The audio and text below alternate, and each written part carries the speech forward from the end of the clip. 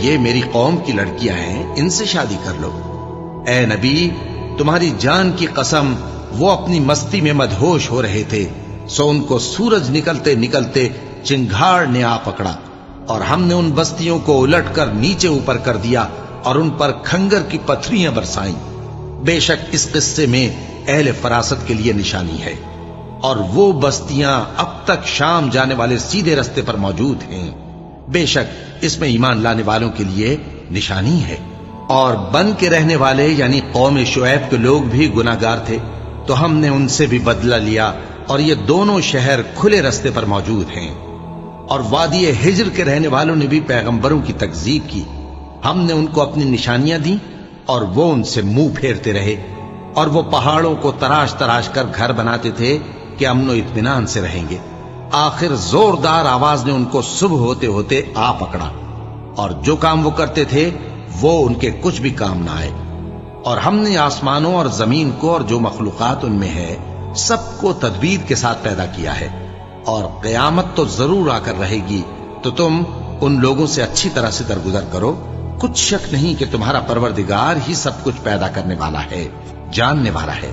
اور ہم نے تم کو 7 آیتیں جو نماز میں دہرا کر پڑھی جاتی ہیں، یعنی سورہ الحمد اور عظمت والا کلام عطا فرمایا ہے۔ ہم نے کفار کی کئی جماعتوں کو جن کو فوائد دنیاوی سے نوازا ہے، تم ان کی طرف رغبت سے آنکھ اٹھا کر نہ دیکھنا، اور نہ ان کے حال پر رنج و غم کرنا، اور مومنوں کے ساتھ تواضع سے پیش آنا، اور کہہ دو کہ میں تو اعلانیہ ڈر سنانے والا ہوں، اور ہم ان کفار پر اسی طرح عذاب نازل کریں گے جس طرح ان لوگوں پر نازل کیا جنہوں نے تقسیم کر دیا، یعنی قرآن کو کچھ ماننے اور کچھ نہ ماننے سے ٹکڑے ٹکڑے کر ڈالا۔ سو تمہارے پروردگار کی قسم ہم ان سے ضرور پرسش کریں گے ان کاموں کی جو وہ کرتے رہے۔ پس جو حکم تم کو اللہ کی طرف سے ملا ہے وہ لوگوں کو بے دھڑک سنا دو، اور مشرکوں کا ذرا خیال نہ کرو۔ ہم تمہیں ان لوگوں کے شر سے بچانے کے لیے کافی ہیں جو تم سے ہنسی کرتے ہیں، جو اللہ کے ساتھ کوئی اور معبود قرار دیتے ہیں، سو ان قریب ان کو ان باتوں کا انجام معلوم ہو جائے گا۔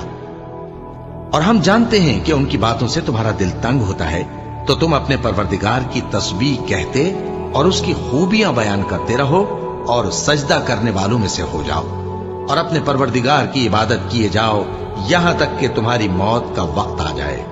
شروع اللہ کا نام لے کر جو بڑا مہربان نہایت رحم والا ہے۔ اللہ کا حکم یعنی عذاب گویا آ ہی پہنچا، تو کافرو اس کے لیے جلدی مت کرو، اور یہ لوگ جو اللہ کا شریک بناتے ہیں وہ اس سے پاک اور بالاتر ہے۔ وہی فرشتوں کو پیغام دے کر اپنے حکم سے اپنے بندوں میں سے جس کے پاس چاہتا ہے بھیجتا ہے کہ لوگوں کو بتا دو کہ میرے سوا کوئی معبود نہیں، تو مجھی سے ڈرو۔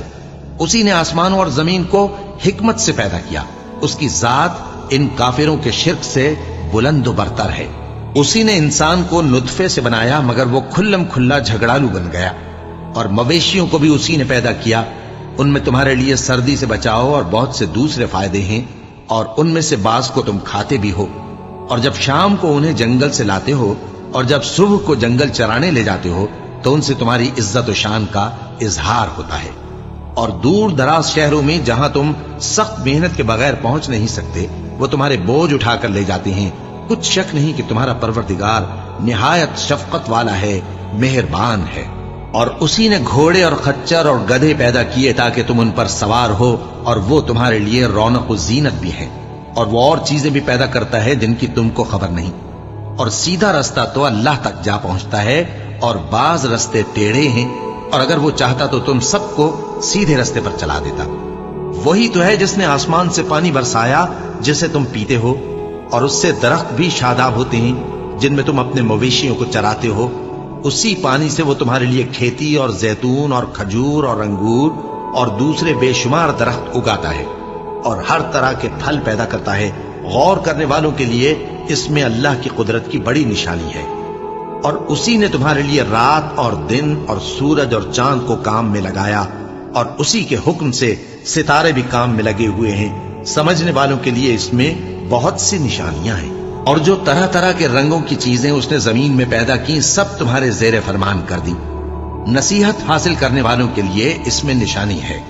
اور وہی تو ہے جس نے سمندر کو तुम्हारे इख्तियार में किया ताकि उसमें से ताजा गोश्त निकाल कर खाओ और उससे जेवर मोती वगैरह निकालो जिसे तुम पहनते हो। और तुम देखते हो कि कश्तियां समंदर में पानी को फाड़ती चली जाती हैं, और इसलिए भी समंदर को तुम्हारे इख्तियार में किया कि तुम अल्लाह का फजल माश हासिल करो और ताकि उसका शुक्र करो।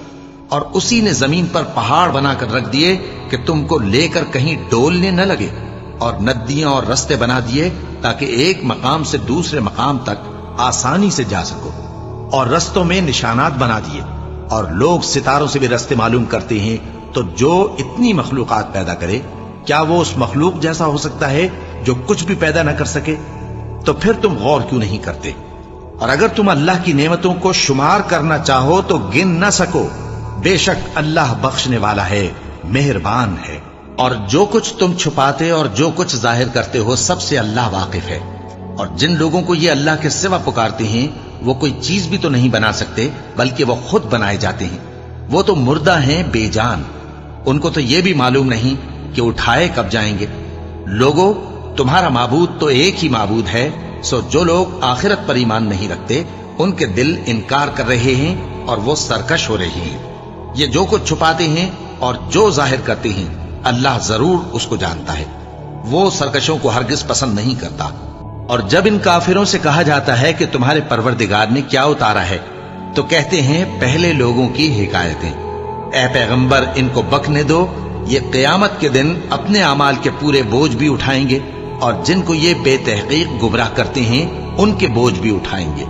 सुन रखो कि जो बोझ ये उठा रहे हैं बुरे हैं। इनसे पहले लोगों ने भी